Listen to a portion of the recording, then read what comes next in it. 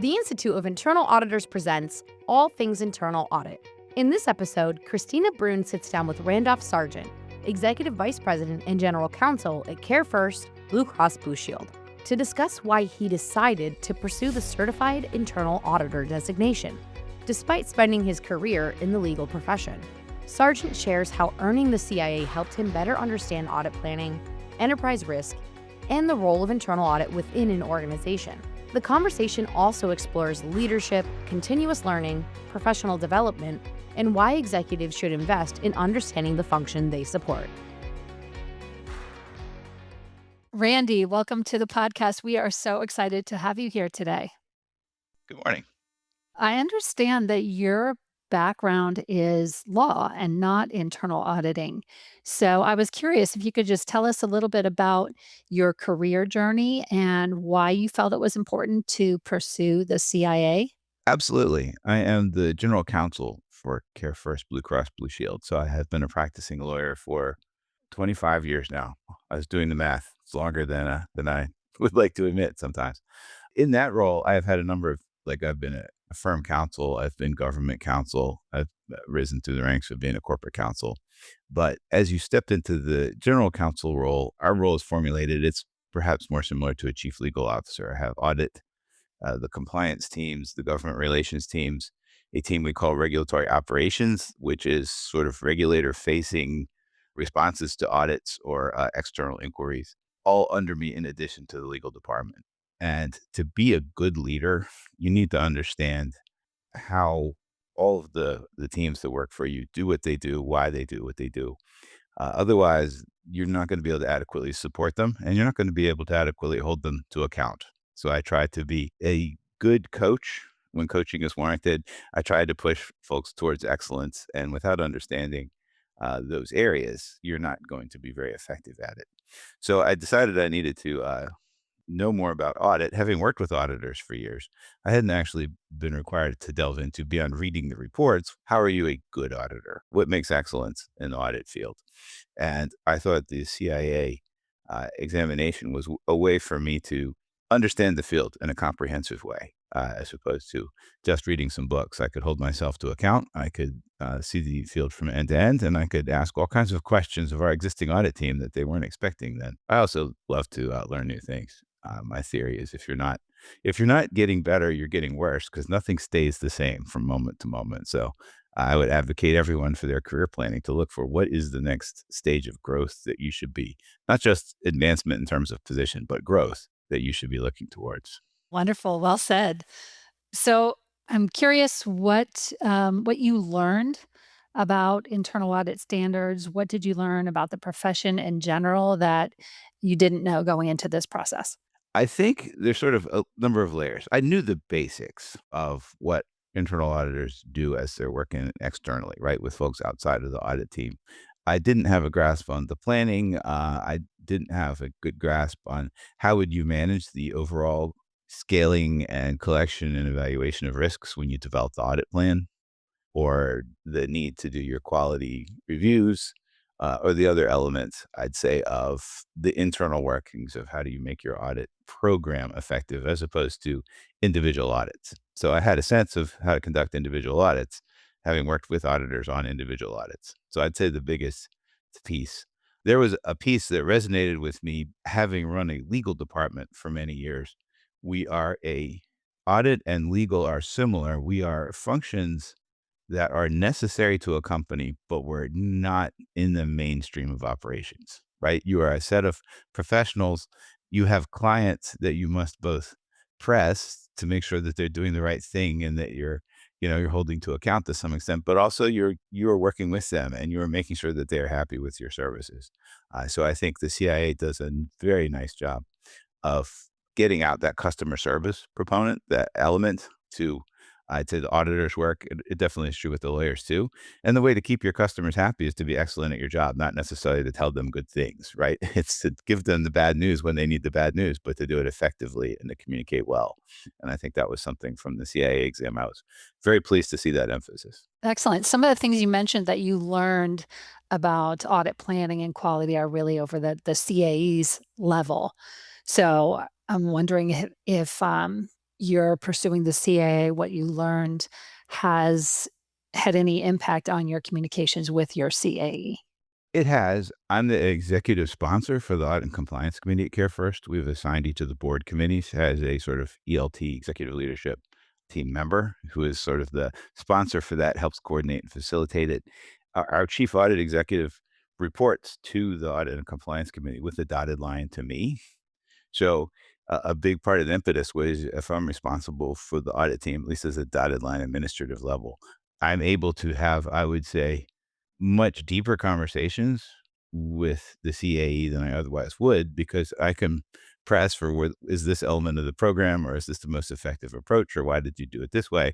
But also the CAE can explain to me why he or she needs a certain number of resources in an area, and I would be able to understand that more easily and then advocate why are they doing what they are doing to the rest of the leadership team. So because of my role in the middle there. I mean, not interposed between the audit committee and the CAE, but for administrative purposes and facilitation, I'm often going back and forth to make sure everyone gets on the same page. And it's enabled me to be an advocate also for is the chief audit executive doing a good job? If so, it's my job to help them, make sure that is recognized throughout the company. And if they are not, it's my job to work with the audit committee to help them be satisfied and get a CAE that they are satisfied with. And I actually in the process now of trying to lead the hiring of a new CAE. We just lost ours. He was excellent, but he went to an opportunity at a larger company. So I'm actually also trying to going to have to put those skills to work to help the audit committee come up with a new chief audit executive. Sure. Actually, I can see that being quite valuable that you know what you're looking for now in your next CAE, right? Yes, that's very much my hope. We're just starting the process. Great. I'm sure many other CAEs would love to have an advocate like you understanding their world and advocating for resources and making sure that the quality program is in place and supported. I hope so. I'm also might ask them the questions that they were hoping that I wouldn't ask. So Right. Double edge, right? You know a lot. So, can you tell me a little bit about your experience pursuing the CAE as a senior executive and balancing that with work and your daily job? I have 3 children who are all in their 20s, like, they're all in their mid to late 20s, and they have jobs, and they don't live in my house. So, having gone through the raising children, I find myself with time in the evening to undertake projects that when you're younger, would be more of a burden. So, I don't wanna not recognize that fact for many folks who are in an audit department and looking at this, that it was a luxury that I have very much appreciated and put to good use. But I got a study class. I would spend time on the weekends taking the practice tests, reading over the standards and the guidebooks. I think if you have good business, like a good business background, like I was immensely helped by the fact that many of the questions are tying what you do as an auditor to what the business is trying to accomplish and how the business works. So if you understand a strategic planning process and what is entailed in that for a business, it's going to be easier to, I'd say, dive in and say, well, what is the role of the audit team in the strategic planning process? Or what is the role of the audit team in finding, observing the risks that come out of that are identified in the strategic planning process and determining the best way to develop an audit plan. So it helped, I think, being a senior leader that I was able to bring to bear all this information on how the company works. I think it would be more of a challenge for someone new to the audit field, but I'd say it's probably more rewarding if you're early in your career to go and learn those things before you have to, right? As opposed to wait 25 years is to introduce yourself to those ideas. You'll probably need to study harder because it'll be more unfamiliar to you. But there's a lot in that test about how a corporation works that you need to put into your toolkit, and it will make you a better auditor. It's the exact same thing I have done for years with attorneys is to say, if you don't understand our client, if you don't understand the business plan or the direction or the threats to the industry, you're not going to give good legal advice. It's true for the compliance department and it's true for the auditors. We really need to understand the business and what the business needs to accomplish in order to be effective in our roles of making sure the business accomplishes it within the bounds, right? In a compliant way, in a risk managing way, or in a legal way. All right, excellent. Was there anything that surprised you during your studies? I'd say surprised is not the word, but I'd say the emphasis on customer service was perhaps not a surprise, but welcome, if that makes sense. I was like, once I started reading the materials and I saw how much they were focused on really working as a team member with other departments, it reinforced what I have seen in working externally when working with audit departments, the best, like it reinforced the behaviors that I had noticed just sort of organically as these are the best. The best auditors do this and the best auditors do that. And I thought the test was very well aligned with what my experience had been. The auditors who communicated most effectively or the auditors that understood the risks most really had been most effective in their roles. So I'd say perhaps not a surprise, but it was very welcome that I said, "This test is testing, in my view, just from the outside, testing the right things for effectiveness."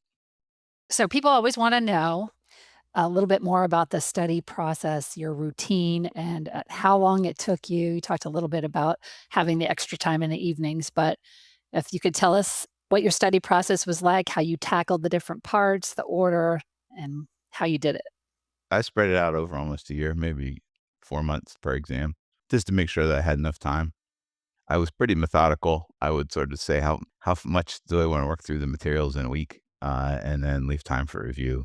I'd used the Becker's review course, and they had some tools for calendaring how much time you spend on different tasks that were helpful. So I was very, I'd say, methodical about it. I'd put in my time, or I'm going to do so many practice questions today, and I would do my questions and then go on with something else. And I think that worked very effectively. It was not a huge try to pile on study towards the end. It was more spread out your time over the 4-month periods because you're going to have to live the rest of your life. And if you have children, you're not going to want to forget them for an entire year. I think that's basically it, really. And most auditors, I think probably that's going to fit with their mindset, where it's a field where we're balancing our schedules and thinking in an orderly manner. Excellent. Yes, well said. Was there a moment during your studies when something clicked for you or changed how you view internal audit and its role? I'd say it was around the audit planning because the enterprise risk element, the CIA does a nice job of going over the role of enterprise risk, which is not always in the audit department. I think currently in CareFirst, enterprise risk is in the financial team. It's like under the financial team, and we have to work with them to develop the plan. But this examination gave a view of how enterprise risk management works and how it fits with the audit team that's incredibly useful. And I think to most people in a company, enterprise risk is kind of this opaque function where people show up and they ask you to assign numerical categories to risks in a taxonomy of risk that you've never seen before. And then they might disappear for a while and then they come back and they have a heat map. And it's, I'd say the thing that clicked for me was seeing how I know how it should work or how it can most effectively work and what the output from enterprise risk should be used for with the audit and compliance committee, with the audit plan, and elsewhere in the company. So I think that's for someone that wants to rise to the ranks of auditing, having that understanding, even if enterprise risk is not in your area. If you're a chief audit executive one day, you may want to make the case that it should be in your area. But if not, you'll certainly want to be working with that and hand in glove with that process. So, how has earning the CIA changed the conversations that you have with others in your organization, the compliance committee, and other executive leaders? It's probably not for me in my role, the earning of the CIA changing it. It's the basic understanding of what audit should be doing, the confidence of saying, I know where the audit team can help out with this, right? Or I don't know that that's, this proposal that you have is the most effective use of the audit team. Let's talk with them. I suspect this might be a better approach. Or just giving the team encouragement for these are important enough issues. I know you're getting resistance. Here's the path forward to getting those issues elevated. I'd say the general approach is understanding the area. I'm less worried about making a foot fault or proposing things that are nonsensical, and we can get to the nub of what is the problem and how do we resolve it most effectively. I'd say in those discussions. All right, excellent. So how did others in your organization react? I wonder if you motivated anybody else, gave somebody else the courage to pursue the CIA. I have been talking amongst about it with the audit team, and I think we're moving to a direction where it's been encouraged. It may in the future be sort of required, but even beyond the CIA, if you have the CIA and you're a mid-career auditor, are there other things that you should be looking at to develop? So I'd say not just the CIA exam, but looking at other certifications, other ways to sort of show that you're developing and growing in a career I guess now I'm a corporate executive. So one of the biggest things that I do is, including the audit team, we have about 215 people in we call it the corporate governance division, and they're all qualified professionals in compliance, audit, law, registered lobbyists. Every one of them has a professional field, and they're hired for their skill set. If you're in a company for 5, 10 years, people start to assume they know everything that you can do. And when there's a chance to move up, there's always a bright and shiny person who comes from outside where you're just seeing the good parts of their resume and you're competing and you've been sitting in that chair for maybe the past 5 years and you've been with the company for 10. So I encourage all of my team members in their various fields. What do you need to go out? What do you need to know about the company? And what do you need to go out and burnish your credentials? I want to be able to feel certain that when I'm promoting you, I'm doing so because you've beaten the competition, because you're as current as anybody out there. And I have great confidence that my team members are as good as anyone out there. But that I'd say continuous improvement or just continuous growth is something that I think perhaps using the CA has helped to inspire people. Like, I really mean it. I assign this to myself as well as to everybody else. So I've had a number of lawyers getting certifications in privacy and the auditors. I'm making sure at budget time that each department is leaving enough money to help pay for people to take certifications and develop personal development plans. I'd say those are sort of where it shows up. Great. I mean, as a leader of your team, as an executive, what message do you think it sends that you are leading by this example? Continuous learning. Yeah, I think that's it, that I'm not just making it up. I mean, I've tried telling people, explaining to people that if the budget cuts and I have to let you go, you need to have a backup plan. So get your certification for that reason. And they're like, "No, you'd never let us go." I'm like, so like, okay, fine. At least I'm getting the certifications. I'm serious about it. But no, it's hard, right? It's people have inertia. It's easy to start viewing your job as I'm doing excellent at my job. Then I go home to my family. Development can seem extra, right? I've been involved with the Maryland Bar Association for many years, and it's hard to get in-house attorneys to go in for the same reason. It's like they go to work, they go home to their families. You're like, you should do this extra. You need to grow because one day you're going to want an opportunity that's not the thing that's literally in front of you. So I'd say people take me seriously about that. It's good for folks to get out in the audit field, learn something new. I'd say I encourage people also to become involved in their professions, professional associations, and build a network for the same reasons. Very good advice. So, do other leaders sometimes underestimate the value of truly understanding the functions that they're responsible for supporting? I would say yes, in the sense that every organization has. You have a range of leaders. You have good ones and you have bad ones. And there's some short-term thinking that you see sometimes. Like, a leader looks at the team and they look at the 5 items that they have to do, and then they say, I only need my team to understand these 5 items, and therefore we will most efficiently accomplish our 5 items.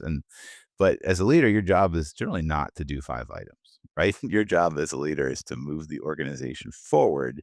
And maybe there are 5 key things that you have to do right now with your team, but that's not the future. That's not all time. And how you do those things is going to be greatly enhanced by the quality of the people that you have. So there are leaders with short term thinking that are not investing appropriately in their team from day to day. To me, that sort of investment is really an ongoing process. You do a certain amount every year, the same way you contribute a certain amount to your 401k. You don't say, I'll just do it all at the end, right? You have to do it as you go along. So, yes, I'd say it varies, good leaders and bad, but good leaders invariably, I think, want opportunities for their team members to grow. They want opportunities for their team members. Look, I hate to lose somebody at CareFirst, but if somebody has a good opportunity and I've helped develop somebody and they can move on, that's not necessarily a bad thing to me, right? I'm sorry to lose someone. I'll have to develop somebody new, but nobody wants a team of people who couldn't get a job somewhere else. right? Right. Would you say that that's changed over time? You think it's more important in today's environment than it was, say, like 10 years ago? I do actually. That's what I've told my team is specifically don't assume that I'm never going to let you go. Look, I don't want to. I love you guys, but it's a world where we all have our careers and our skill sets and our portfolios, and we don't know. We're in health insurance. Healthcare system is very expensive. It is changing rapidly. The payment system for healthcare is changing rapidly, and there's regulation changes, there's technology changes, artificial intelligence is coming in. There's no part of my industry from year to year that isn't undergoing change, which means every one of our jobs is changing from day to day. You need to be thinking of yourself as I am a very small firm of one person who's developing the skill sets to be valuable here or somewhere else because we all have our missions in lives, we all have our families to support. So I think looking at it both as a leader, I want the best developed people, but looking at the from the perspective of my folks themselves, I want them to be in a position of not being afraid of every change that comes down the pike because it's going to change whether or not how we feel about the change isn't going to dictate whether it happens. So the best way to accommodate that really is build your skill set, stay current, keep growing. Great. So, what would you say to another executive who works closely with internal auditing but has never considered pursuing this type of education or development or certification for themselves? That's an interesting question. Nobody has asked me that. I would ask them what they wanted to do with it and what were they trying to understand. Because there's a number of places where they perhaps getting the CIA, they don't work enough with audit for it to make sense. But if they wanted to branch out, or if somebody was younger and they wanted to like get into audit from a different field, a different part of the company, like if you really looked at what the auditors did and you had a good strong business background, that would be one way I think of evidencing interest and showing that you understand what audit does. I think that's the biggest piece of it. I think other areas that are related, it's like I said, I was working with audit to such a degree. If you're a compliance officer and you wanted to get the CIA, I think that would be excellent because at least in our company, the compliance team and the audit team, they're different parts of the three lines, but they're working very closely together in terms of handing off which risk is being monitored by compliance versus set for an audit by the audit team. So I think that would be a good growth opportunity. So I think I would, ask them what is it that they want to get out of it? How does it fit in their career plans? And for folks that either would like to move into audit or work deeply with setting the planning and the goals collectively with the audit team, I think it may make sense. Well, that's a great segue. I was going to ask you a little bit about our CIA challenge exam, and if you're aware of it, it's really an opportunity for experienced professionals to it expands access for experienced professionals to obtain the CIA through a one-part rigorous exam as opposed to the traditional three-part exam that you took. So I wonder if something like that was available to you at the time that you started this journey, would you have perhaps gone the one part, or do you like breaking it down to a three-part exam? I think for me, I would have done the three-part, but I think the challenge exam is an excellent idea, though. And the reason is for me is I'm not really an auditor, right? I had seen it from the outside. If I do the short exam, I might miss something. But if you've been like I have a member of my team who's planning to take the challenge exam in September, I believe. And he's been an auditor for many years. I think it's an excellent idea to give a way for somebody that has worked inside of a corporation for many years, like I mentioned before, knows the strategic planning process and where audit fits in with the other business processes. It makes real sense that there could be a shorter rigorous exam that acknowledges the fact that many of those basic skill sets should have been mastered just through somebody's job. For me, I might have gone the opposite way saying, well, you don't know what you don't know. You're looking from the outside looking in. So I would probably still take the three-parter. But for the key folks, I think on my team who have several years of experience, I think that's a great opportunity for them. And I will probably be having some conversations along that line. All right, wonderful. Well said. We've reached the end of my questions. Was there anything else that you'd like to share that maybe I didn't ask already?